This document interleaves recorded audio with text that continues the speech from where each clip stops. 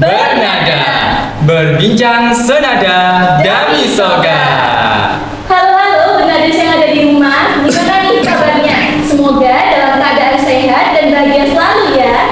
Kembali lagi di Bernada episode yang kedua bersama aku Ildir Suzaida dan partner aku Dan aku Alia. yang akan menemani Bernada selama beberapa menit ke depan dengan perbincangan yang sangat-sangat panas dan booming pada hari ini.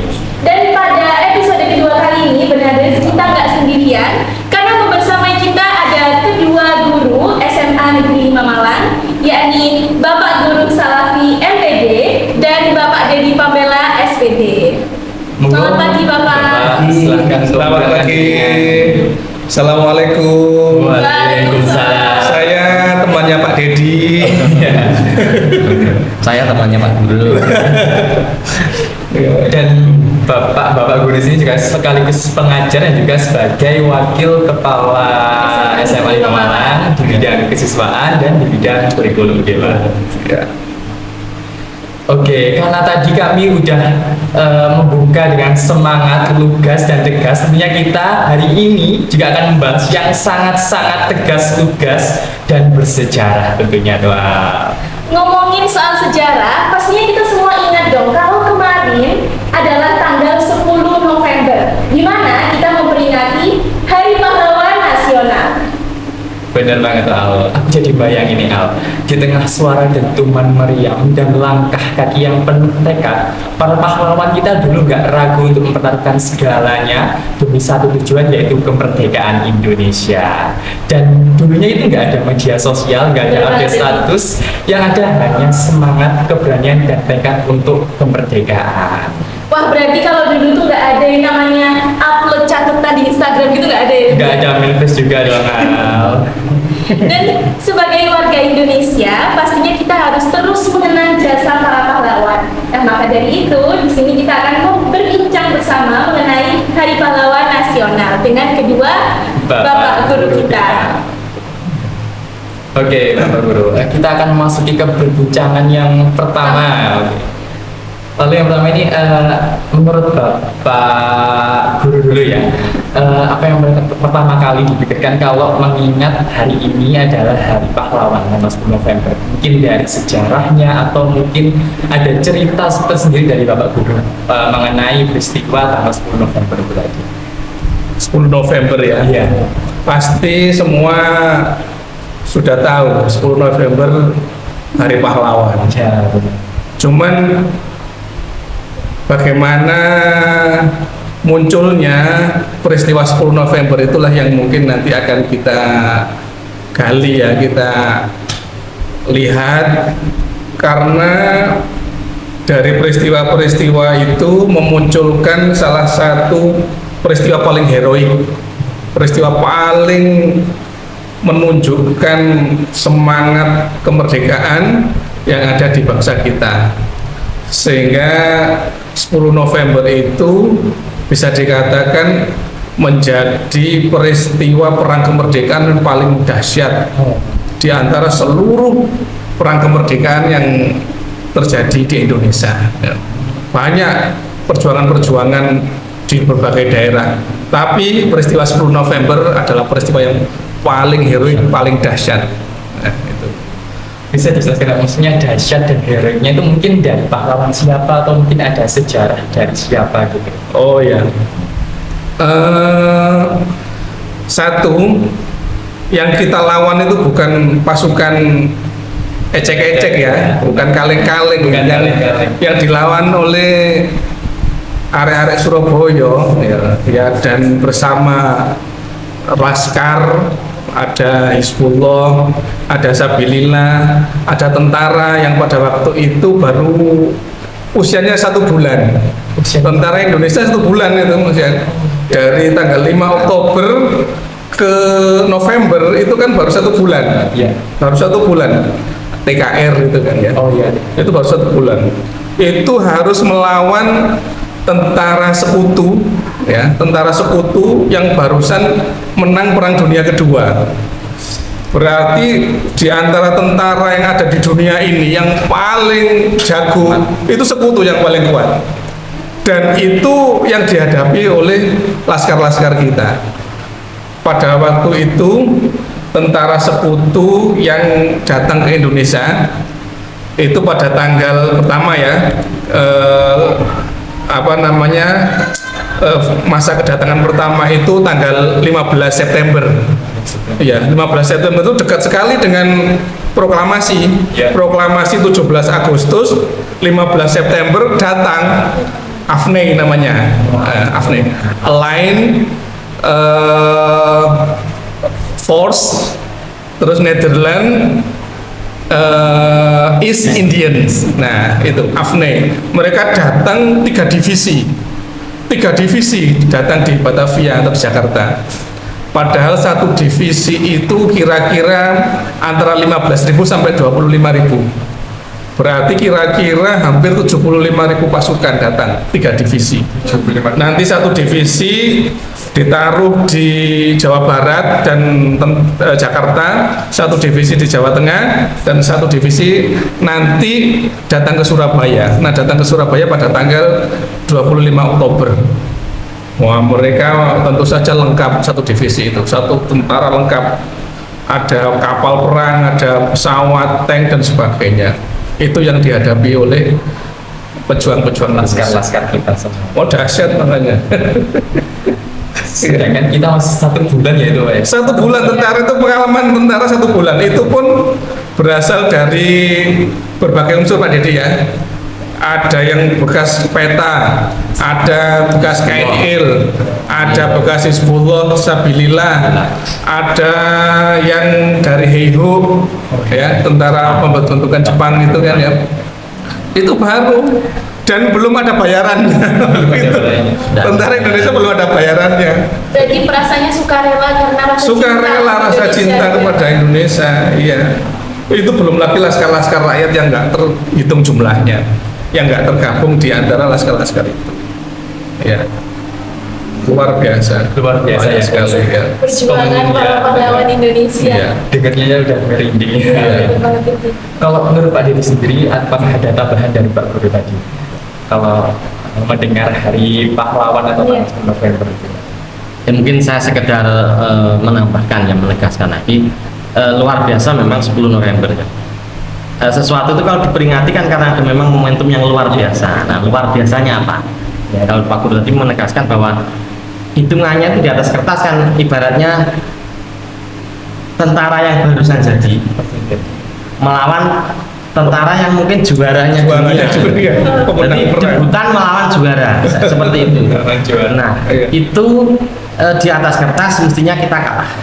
Oh iya. Ya, tetapi ada sesuatu yang menurut saya luar biasa, membuat kita secara mental menang itu. Tidak tahu, walaupun itu banyak korbannya, pasti banyak korban, banyak yang gugur.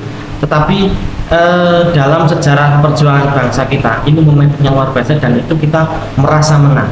Yang penting itu merasa, percaya diri aja yang merasa menang. Ada apa di situ? Ada apa? Ada kekuatan yang luar biasa di situ, adalah bahwa munculnya Pak Bro disampaikan heroik ya, semangat heroik, semangat pahlawan.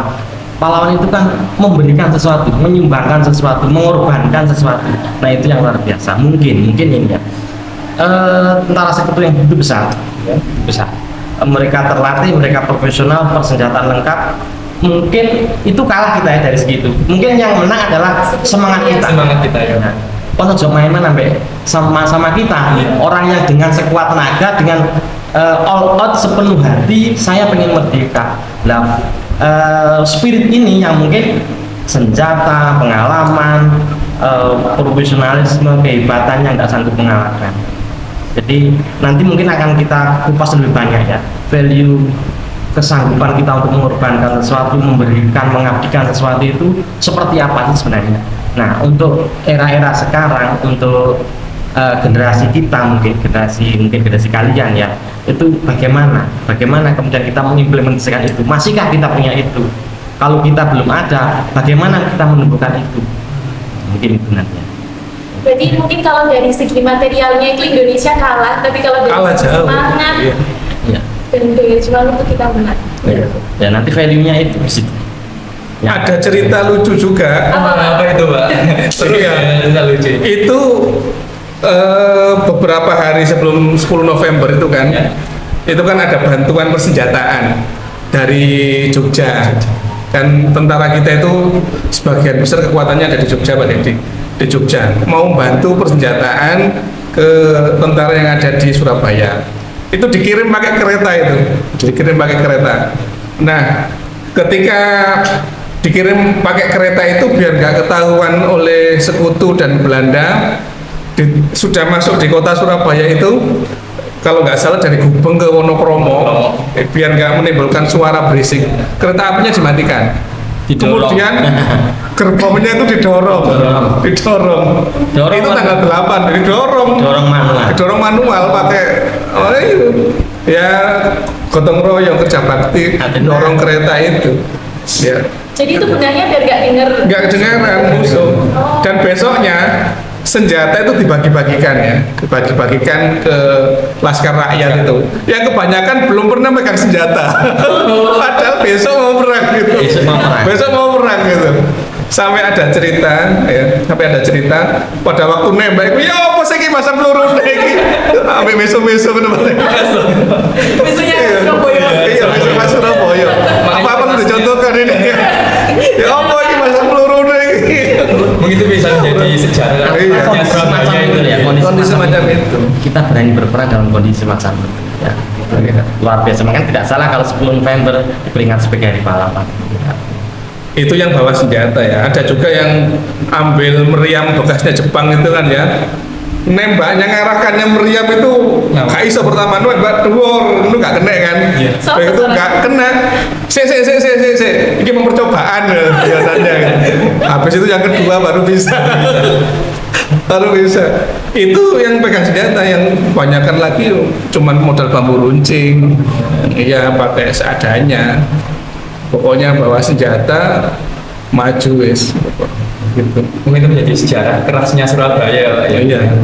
Padahal musuhnya itu pakai pesawat Inggris, itu salah satu negara yang skuadronnya terkuat di dunia. Iya. Skuadron angkatan udara dan angkatan laut Inggris itu yang bisa mengimbangi Jerman. Iya, Jerman itu teknologinya paling hebat, yang bisa mengimbangi Inggris, tentara parasutnya Inggris itu. Kemudian mereka menembak dari laut, ada 50 pesawat tempur yang menghujami Surabaya, bisa dibayangkan. Iya. 50 pesawat tempur itu. Melawan kita yang senjatanya Kita kita bisa dipakai. nembak aja baru belajar. Belajar Iya. pakai senjata. Jadi mungkin orang-orang Surabaya sekarang keras karena dari dulu memang sudah terdidik seperti itu ya Pak ya. Ya karena keberaniannya itu, nggak punya takut kita itu memang. Dan Seperti itu ya. Memang terjadi di Surabaya, tetapi semua terlibat. semua terlibat Dari di seluruh Jawa Timur ini, Dari Jawa, masyarakat iya, itu, Pak. memang kebetulan tempatnya di Surabaya. Surabaya. Dari Malang juga ada Dari Jawa Barat. Alhamdulillah Kiai Maskur yang mimpin ya. Dari Jawa Barat Kiai Buntet ya, Kiai Abbas Buntet. Kemudian kan ada seruan resolusi jihad dari Kiai Hasyim Asy'ari juga pada tanggal 22 Oktober. Itu juga membawa pengaruh besar pada rakyat Jawa Timur agar angkat senjata bersama-sama. Resolusi jihad itu isinya satu, fardu ain. Fardu ain itu artinya tiap-tiap orang wajib yang ada di radius orang boleh jamak qashar. Jadi sekitar 90 kilo dari Surabaya wajib ain ikut bertempur. Malang masih bisa. Malang masih masuk, nih kan. Kemudian yang mati di dalam pertempuran itu hukumnya mati syahid fisabilillah. Artinya resolusi jihad itu menjadi sebuah basic spiritual. Jadi kekuatan luar biasa. Mungkin ya kita kritisi lagi. Kalau sekutu sebesar itu, kekuatan itu mungkin basic spiritualnya nggak sekuat kita. Ya, jadi mungkin kepentingan mereka hanya kepentingan kepentingan politis ya, kepentingan sesaat. Jadi harus menguasai, misalnya sekutu Belanda ingin menguasai Indonesia lagi kan. Nah, sejauh itulah kita jauh lebih besar daripada itu. Kita ingin merdeka, membela kebenaran. Ini merasa kita ini teraniaya, terjajah, sebuah perang suci, ini sebuah perlawanan yang mungkin perlawanan yang suci ya, ini sebuah gerakan yang suci. Jadi itu yang mungkin membuat kekuatan ini berlipat-lipat. Karena adanya keharusan, ada kemampuan, ya kesamaan juga lah. air. Saya pengen ini ya, mungkin kalau kita tarik satu benang merah ya, jadi yang luar biasa itu adalah karakter memberikan sesuatu pada bangsa dan negara, memberikan sesuatu. Bapak pamrih ya. Ya, mengabdikan, memberikannya. Kebetulan kita Damisoka ya, tadi Ya. diungkapkan Damisoka, sebuah pengabdian yang tulus dengan sebuah kesederhanaan. Nah, itu harus kita pegang teguh, harus kita dengungkan dengan luar biasa, karena memang nilai heroik, nilai kepahlawanan itu tanpa spirit untuk memberikan tidak bisa. Ya. Jadi kalau kita pikir aja gini, kalau zaman itu kira-kira Pak Guru, zaman itu cara berpikir kita seperti cara berpikirnya orang sekarang. Ya, transaksional. Saya dapat apa? Ya nggak ada, nggak berani. Jelas kita kalah, jelas kita hancur. Ya, jelas kita hancur. Tetapi waktu itu tidak ada pemikiran seperti itu. Ya. Semua memberi, mengabdikan, memberi dengan ikhlas. Ya. Ini luar biasa. Seperti kalian, seperti teman-teman kalian harus punya rasa itu. Ya. Bahkan di era sekarang ini sangat tepat menurut saya. Dan ini menjadi solusi dari banyak masalah. Ketika kita punya sesuatu, saya ingin memberikan sesuatu, saya ingin mengabdikan sesuatu. Jadi coba kita amati orang-orang besar, para pahlawan. Tidak hanya pahlawan Indonesia, pahlawan dunia, tokoh-tokoh besar dunia. Mereka dicatat dunia itu bukan dari apa yang mereka dapatkan, tapi dari apa yang mereka persembahkan. Ya, ayo, coba. Semua ilmuwan, semua penemu, apalagi pahlawan. Maka kalau sekarang banyak orang berpikir transaksional, saya dapat apa kalau saya berikan ini? Nah, itu adalah sebuah cara berpikir yang menurut saya kurang benar. Itu kaitannya kalau kita mau mengangkat value apa yang ada di 10 November itu. Jadi kayak kemarin yang dari episode 1 bernada kemarin, saya sempat membahas bahwasanya ada seorang ilmuwan yang berbicara kalau jangan tanyakan apa yang diberikan negara kepada kita, tapi tanyakan apa yang sudah kita berikan kepada negara. Betul sekali. Betul. Melihat perjuangan para pahlawan Indonesia yang sekuat tenaga seperti itu ya Bapak. Ya. Menurut Pak Guru dan Pak Dedi, pemaknaan apa yang seharusnya bisa dilakukan oleh kami para siswa dan siswi SMA dalam memperingati Hari Pahlawan itu sendiri? Pak Guru, Pak Dedi dulu.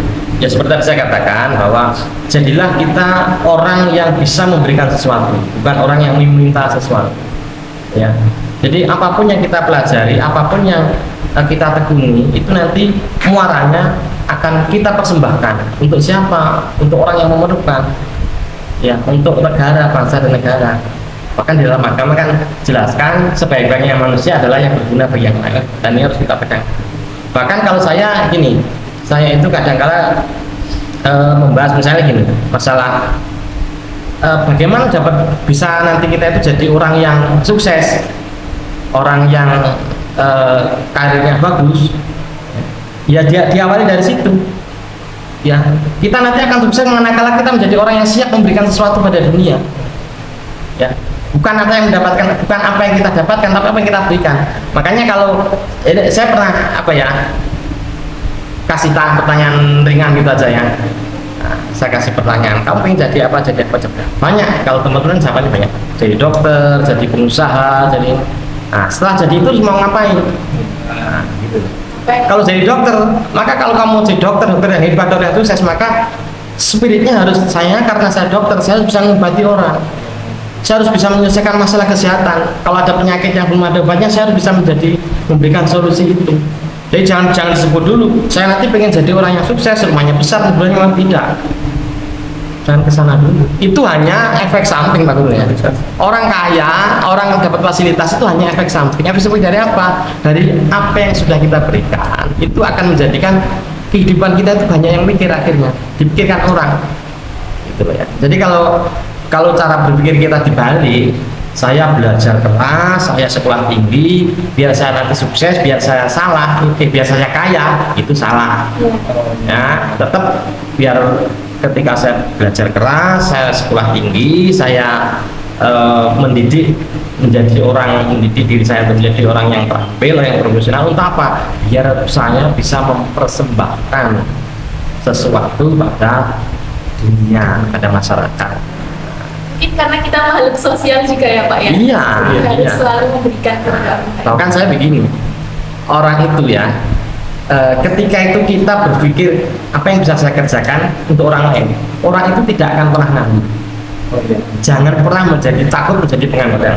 Selama Anda ingin memberikan sesuatu pada orang lain, berarti Anda dibutuhkan oleh orang lain. Orang yang dibutuhkan oleh orang lain tidak mungkin jadi pengangguran. Itu kan sederhana toh. Iya. Dari pahlawan. Ya ada satu hal yang membuat saya itu cukup terharu. Kenapa Pak? Wah, ini di antara tokoh-tokoh yang terkenal di dalam peristiwa 10 November itu kan kita kenal ada Bung Tomo, Iya. ada ya tadi ya si Mas Ari, ada Gubernur Suryo yang cukup memobilisasi massa Surabaya itu kan, untuk ikut perang. Juga ada Maijen Sungkono, komandan Orang Malang. TKR ya, komandan TKR di Surabaya. Juga ada nama-nama yang lain. Cuman saya pernah lihat di Taman Makam Pahlawan itu banyak nisan-nisan yang tertulis tak dikenal, Ya. tak dikenal. Itu ribuan. Artinya apa? Bahkan para pejuang-pejuang kita itu loh, mereka nggak bisa dikenali siapa-siapanya. Yang bisa dikenali, bisa mendapatkan penghargaan, bisa mendapat penghormatan, itu masih lumayan meskipun tidak mendapatkan hasil dari kemerdekaan. Bahkan banyak di antara pejuang itu sudah tidak menikmati hasil perjuangannya, kemerdekaan ini tidak dikenali juga. Tidak dikenal. Yang luar biasa itu, saya terharu itu. Mereka berjuang untuk apa? Hanya tentu saja demi ketulusan dan keikhlasannya, demi bangsa dan negara. Bahkan untuk dikenal saja tidak. Itu buat saya terharu itu. Makanya kalau saya ke makam pahlawan itu ya, saya nggak cari yang ada namanya. Tapi ya nggak ada. Saya mampir di yang nggak ada namanya. Saya fatihai, ya, saya fatihai ini yang nggak punya nama ini. Karena apa? Nggak ada yang mau datang ke situ. Iya. Ya, kecuali kalau ke semuanya yang udah membacakan fatihah untuk semuanya. Gitu. Karena Kalau yang terkenal jelas. kalau yang terkenal jelas, banyak yang membacakan fatihah, bacakan apa ini nggak terkenal ini. Ya, bahkan itu yang luar Dan biasa. mungkin yang dimakamkan di makam Taman Pahlawan itu pun juga hanya sebagian kecil dari sekian mereka yang gugur banyak yang dari gugur, 10 November ya. itu. Ya, yang gugur bro. Ada sekitar 20.000 sampai 30.000 korban peristiwa 10 November itu. Ya. Itu yang di antara mereka yang dikenal yang masuk di Taman Makam Pahlawan tuh tidak ada 10%-nya mungkin. 10%-nya, ya. Ya. Semuanya berjuang demi bangsa dan negara dengan keikhlasan. Itulah mahalnya keikhlasan. Ya. Benar mahal sekali. Kuncinya ada di keikhlasan. Keikhlasan, ya. Mereka nggak berharap apa-apa sudah. Mengeluarkan kalau Iya. saya itu pahlawan. Iya. Yang dikorbankan seluruhnya, tidak berharap satupun, itu kan berarti keikhlasan. Gitu. Yang dikorbankan seluruhnya. Yang diberikan Seluruhnya yang diberikan. paling berharga, Ya, ya, yang paling nyawa berharga, yang paling berharga. nyawa kehidupannya sendiri, tapi tidak meminta sedikit pun. Luar biasa. Kan sebenarnya ketika mereka perang besar-besaran Pak Guru ya, siapa yang nyangka di antara mereka, siapa yang nyangka pada akhirnya kita merdeka dan kita seperti ini? Iya. Kan tidak tahu, tidak ada yang tahu. Tapi mereka pokoknya saya perjuangkan, saya baktikan, saya berikan apa yang saya bisa, apa yang saya punya. Terus berproses ya Pak ya. Kalau Iya. tidak tahu hasilnya seperti apa. Iya. Bisa jadi pembelajaran untuk kita ya pendengar yang ada di rumah, dan mungkin kita bisa merubah paradigma kita, mindset kita, bahasanya jangan tanyakan ini, jangan tanyakan Ya. apa yang diberikan negara pada kita, tapi apa yang sudah kita berikan untuk negara kita atau dunia ini. Ini rumusnya itu, Mungkin ya. semakin banyak orang memberikan sesuatu pada dunia, maka dia semakin mulia. Jadi mungkin yang harus kita kritisi pemikiran sekarang ya adalah bahwa ukuran kemuliaan, ukuran kesuksesan, keberhasilan itu adalah ketika seseorang sudah memiliki sesuatu. Ya, mari kita ganti memiliki mendapat sesuatu. Mari kita kesuksesan seseorang, kemuliaan seseorang, kehebatan seseorang itu adalah ketika mereka sudah mempersembahkan sesuatu, bukan mendapatkan sesuatu. Saya Aduh, tertarik saya sekali. pertama kali mendengar itu semuanya dan bisa menjadi berubah mindset kita ya, jadi kita bisa menjadi yang lebih baik lagi. Bisa menjadi pembelajaran ya buat para penadus yang ada di rumah. Juga untuk pengingat kalau pahlawan itu, wah, pengorbanannya nggak main-main untuk kemerdekaan Indonesia. Bahkan waktu itu nggak tahu apa yang merdeka atau tidak, tapi prosesnya. Nah itu yang pastinya harus kita hargai para penadus di rumah. Oke, betul. Oke, lanjut ke pertanyaan selanjutnya. Ini pertanyaannya agak fun gitu ya Pak ya. Iya, Kalau semisal Bapak bisa bertemu dengan salah satu pahlawan dari sejarah Indonesia, siapa yang ingin Bapak ajak ngobrol dan kenapa? Iya. Satu pahlawan. Satu saja, mungkin Satu. yang jadi role modelnya Iya. Pak Guru sedari dulu Iya, kayak sampai contohnya Pak sekarang. Guru, Iya. Pak Dedi juga. Kalau saya semuanya ingin bertemu sebenarnya, Ya, betul. pengen bertemu Bung Tomo, pengen bertemu Yaya Hasyim Asy'ari, pengen bertemu siapapun, bahkan kepingin ketemunya nggak kenal tadi itu. Iya nggak dikenal tadi itu. Ya. Saya ingin tahu sih bagaimana profilnya ini, orang yang nggak dikenal ini. Ya. Yang kehilangan keluarganya, kehilangan anak istri, cucu rumah, dan bahkan mungkin banyak yang cacat juga ya, cacat keluarganya itu. Ya. Saya ingin tahu ini. Saman ben kok perang lapo sih. Mungkin mereka juga nggak jawabnya juga nggak mulu-mulu itu. Oh iya, wes pokoknya koncoku perang, melok perang balik lo jawaban. Iya, jawabannya nggak mulu-mulu. Kadang-kadang alasannya sederhana. Alasannya sederhana. Timbangannya gak lapo-lapo, Iya. mungkin dan sebagainya. Tapi di balik itu ada ketulusan yang luar biasa pasti. Mungkin tadi Pak Dedi tadi kan katanya kalau jangan apa itu kalau kita bermanfaat untuk orang lain mungkin kita nggak akan jadi orang pengangguran. Makanya tadi orangnya ikut perang biar nggak pengangguran begitu. Kalau Pak Dedi sendiri Pak, Seperti Pak Gus sebenarnya banyak ya. Saya pengen ketemu dengan semua pahlawan kita ya, baik yang dikenal maupun yang tidak ya. Nah, tapi mungkin beberapa ini ya untuk beberapa tokoh yang menurut saya perlu ya kita ini kan apa namanya ketokohannya ya. Misalnya kalau karena saya guru ya, mungkin Ki Hajar Dewantoro ya misalnya. Ya, Ki Hajar Dewantoro luar biasa. Dia artinya Ki Hajar Dewantoro itu cara berbicara, cara mendidik orang, cara mendidik bangsa kita itu tidak pakai metode ini belum tidak, tetapi ya biarkan mereka berkembang, kita fasilitasi mereka akan berkembang sesuai dengan fashion mereka. Nah itu artinya sederhana sekali, tetapi itu luar biasa. Itu menjadi suatu apa ya, menjadi suatu kurikulum sekarang kan, di rumahnya kurikulum sekarang kan. Jadi iya, artinya apa ya, sederhana tetapi secara value luar biasa. Ternyata orang sekarang pun mengakui bahwa luar biasa ini. Dan masih banyak lagi, ada Sultan Syahrir misalnya. Keren, Sultan Syahrir itu hidup yang tidak pernah dipertaruhkan, tidak akan pernah dimenangkan. Jadi begitu luar biasanya Sultan Syahrir itu mengobarkan semangat ya. Artinya kalau kita takut mempertaruhkan, kalau kita seneng main di zona aman, ya kita tidak akan pernah menang. Kita menang karena kita pernah mempertaruhkan sesuatu Dan keluar dari zona Iya. nyaman. Iya. harus keluar dari zona nyaman. pentingnya keluar dari zona nyaman. Nah, itu sekarang kalau kita sekarang apa istilahnya ya, cari enaknya ya, Iya. cari enaknya, cari Terlalu berada di zona amannya. nyaman. Nah, itu untuk apa ya, value kepahlawanan ya nggak bagus ya. Jadi mungkin itu beberapa top, dan masih banyak lagi ya. Yang jelas sampai beliau itu dikenal sebagai pahlawan, baik yang tercatat maupun yang tidak, pasti mempunyai sesuatu yang luar biasa. Dan kita memang kita perlu belajar dari mereka. Mungkin Pak Guru tadi bahkan yang tidak ada namanya Fatih KI ya. Saya kalau ketemu beliau-beliaunya luar biasa, saya cium tangannya semua itu. Siapa? Saya betul ya. Jadi luar biasa. Satu kata ya menurut saya pahlawan kita itu luar biasa. Luar biasa. Karena tanpa adanya mereka kita nggak akan bisa merasakan nikmatnya kemerdekaan, nggak akan ada di sini sekarang. Benar. Yes. Baik, ini ke pertanyaan yang terakhir ya ini ya. Oke. Mungkin harapan Bapak Guru dan Bapak Dedi untuk kami generasi muda atau generasi terus bangsa atau benaders yang ada di rumah, apa yang ingin disampaikan untuk generasi kami ini yang sejalan dengan hari pertama mungkin Pak Guru dulu ya.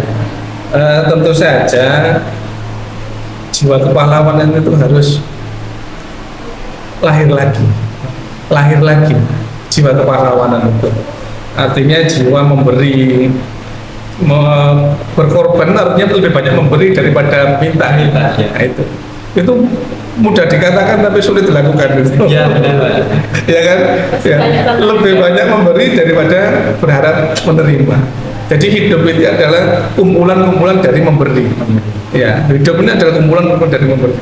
Kalau hidup kita mindsetnya sudah semacam itu, insya Allah secara gak langsung kita sudah jadi pahlawan juga.